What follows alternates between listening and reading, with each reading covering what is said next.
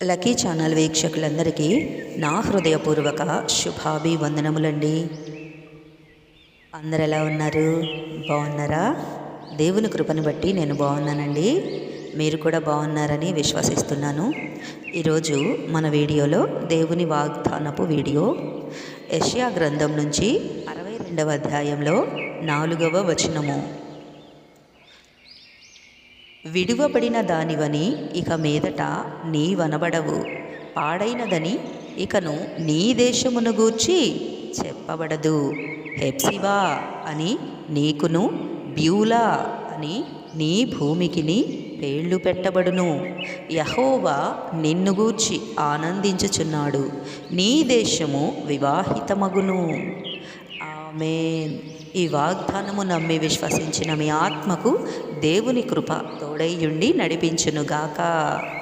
ఆమేన్, ఆమేన్, ఆమేన్.